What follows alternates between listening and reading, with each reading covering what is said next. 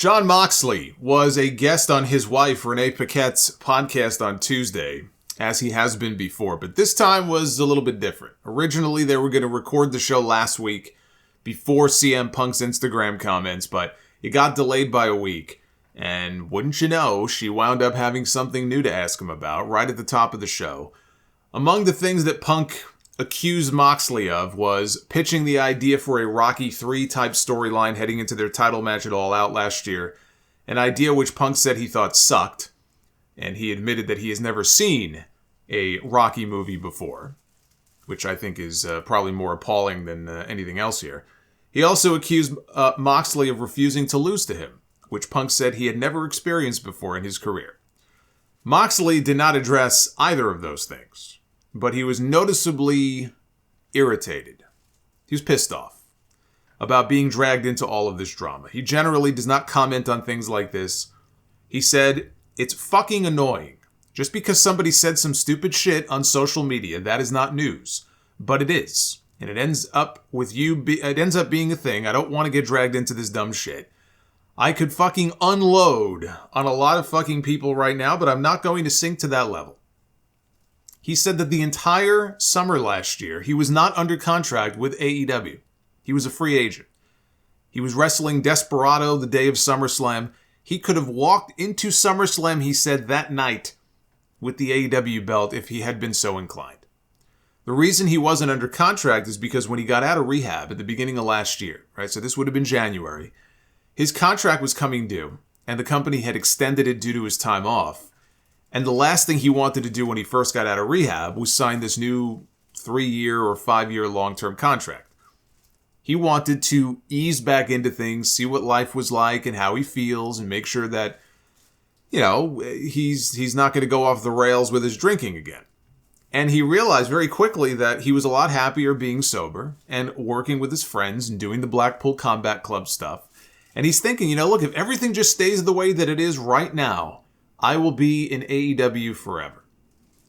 But he couldn't tell them what he was going to feel like in 6 months, so he was hesitant to sign a contract. He signs a new deal. That's when he starts fighting through injuries and putting pressure on himself to do all of these things that could potentially lead down a bad road for him. And he's just out of rehab. He didn't want to take that chance. And I get that. I understand that. But for Tony Khan to put his world title, interim or otherwise, on a guy that was not under contract is insane.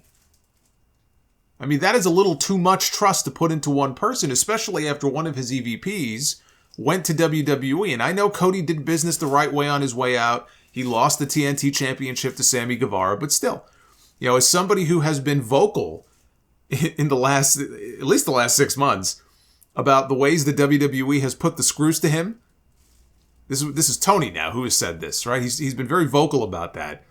How WWE has screwed him over in certain situations despite him trying to be a nice guy. That was a very dumb thing for him to do. I'm also not sure what the point of Moxley flexing like that was, saying, well, you know, I could have gone to SummerSlam as the champion if I wanted to. Yeah, I'm sure Tony Khan is very thankful that he didn't do that, but Tony also did a very stupid thing for his business, out of respect for Jon Moxley and his feelings coming out of rehab, and then putting the championship on him as a free agent.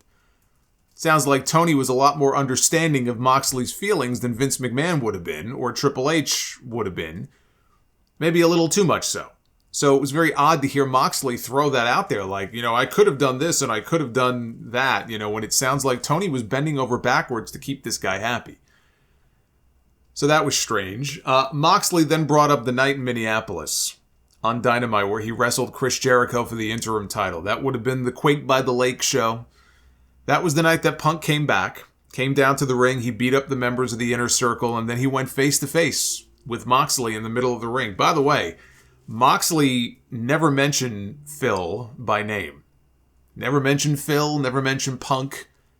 Not even once. Other than referring to him at one point as What's-His-Dick when he brought this story up. Instead of saying What's-His-Face or What's-His-Name, it was What's-His-Dick. But he said the night that Punk came back and, you know, he was hopping around on one foot, he said at that point he basically doesn't work there. You know, Moxley says, I don't work there. Tony Khan is not my boss. I don't have to be here. I don't have to do shit. And even agreeing to a storyline that puts, Punk over at the pay-per-view, I'm bending over backwards for this guy, and I'm bending over backwards for Tony Khan. And again, he didn't address the Rocky 3 idea, or not wanting to do a job for Punk. He didn't confirm it. He didn't deny it. He didn't clarify if he wanted to beat Punk on TV first, and only then would he agree to do the job for him at the pay-per-view. He didn't address any of that. He said it's never really been the plan to build things around him, other than when the pandemic happened, the whole world shut down. Then all of a sudden, Tony built things around him. But Punk goes down with the foot injury. Tony calls on Moxley to step in. Punk goes down with another injury a few months later, and Brawl Out happens. And again, what does Tony Khan do? He calls on Jon Moxley to step in. And Moxley did say, it does get annoying to think if you would have just gone with me in the first place, we wouldn't be fucking going through this again. And I can understand that frustration. I don't think Jon Moxley is going around backstage every week, banging on Tony Khan's door trying to politic his way into another title run. But after that second time, when all the juvenile bullshit went down, to have your boss come to you and say, hey, look, I need you again, I would feel the same way that Moxley does. You keep telling me, you like these other guys better than you like me, yet when shit goes sideways, you keep coming back to me like an old, reliable pair of sneakers. If you just went with me in the first place, we wouldn't have to keep dealing with this shit. He has every right to be frustrated about that. But he was also very clear to follow up that point by pointing out how happy he is in AEW right now and how good life is for him. He said he doesn't want any negative BS. He said, what is there to complain about? Look at the life I have. Look at my career right now. What's there to complain about? And then came the comment that a lot of wrestling sites predictably ran with as the headline without any context whatsoever. Or if there was context to the quote, it was buried in the fifth paragraph of the story. He did say that as an observer, he spent 8 years on the indies, many more years in WWE, both in developmental and on the main roster. He has never seen so much bullshit drama in one place in his entire life. And he doesn't know if it's the age of social media where shit gets blown out of proportion. One person, he said, drunk tweets something dumb and it all gets blown out of proportion. He said, we're here doing this podcast. You know what we're not talking about? The stellar match that Vikingo and Kenny Omega just had. And all of the cool stuff happening in AEW and this great pay-per-view that we just had. He goes, we're not talking about that. We're talking about some BS. He said the vast majority of the people in AEW were cool and they don't cause problems. But they're getting sucked down into this shit. So there's plenty of people who just want to perform and get better and do this job. It is the best job in the world. That is one of the big takeaways from the interview. Is that Moxley is loving life right now in AEW, and he said that most of the people there are great. But for a small few that like to basically, in so many words, be drama queens and stir things up. That and the fact that Tony Khan let Moxley work without a contract for months and still put his world title on him. Those were my two big takeaways from this interview. The rest of the conversation was him talking about not wanting to be a coach or a producer in the official sense, but how much of a thrill he does get when he can help out other talent, then he watches them go out and apply it. He said it gives him as much of a rush as he gets when he's in the ring himself. And then taking us through the psychology of his Texas death match with Hangman Page. I'm not going to sit here and tell you I'm a big fan of those types of matches, but it was interesting to hear him talking about what goes through his mind when he's in a match like that. Basically, not much. And I'm not saying the man is dumb. What I'm saying is he doesn't think about things before he goes out there and does it. He just likes to go out and do it. He likes to call it on the fly. He talked about that. He talked about being angry that he got pulled from an OTT booking to work the AEW house show in Ohio a few weeks ago. He promised to make that date up for OTT. He said, look, I love working a house show 90 miles away from my house, but I hate having to cancel a booking and then having to make it up to the promotion. But he promised that he would. Renee went and bought a cat, she said, without his approval.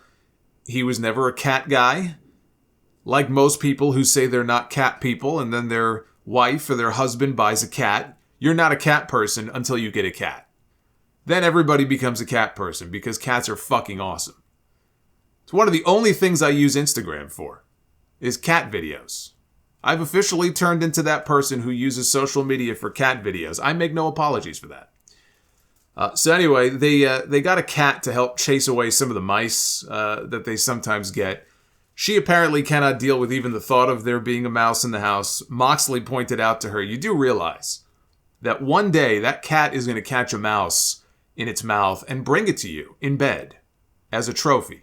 All bloody, guts hanging out. So that was one of the more interesting parts of the conversation. I think it was telling how pissed off Moxley sounded when the interview started. You could tell he was very annoyed that he even had to address any of this. Him referring to Punk only as what's his dick was very telling to me. Just how dismissive he was of him. And how there are probably a lot of other people backstage there who feel the same way. I doubt he's the only one who was annoyed by all of this. That this shit keeps coming up. All these months later, this is still coming up. Wade Keller of the Pro Wrestling Torch said the sentiment in AEW is that Punk is just not welcomed back. The wrestlers, by and large, don't want him back. Even the mass majority of them, he said. He would go so far as to say the mass majority do not want CM Punk back after this.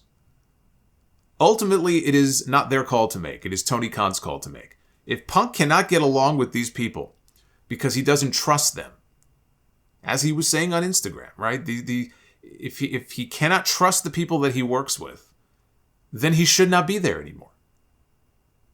This is what some people don't understand about the point that I made in my last rant on this whole thing. You can say Chris Jericho is the problem, the EVPs are the problem, get rid of them and keep Punk, he's worth more to the company than they are, but they're not going anywhere. I mean, that's all nice to say, they are not going anywhere. Labeling these people publicly as liars or stooges, that doesn't help matters. If that's the case, then AEW sounds like the worst place for CM Punk to be working.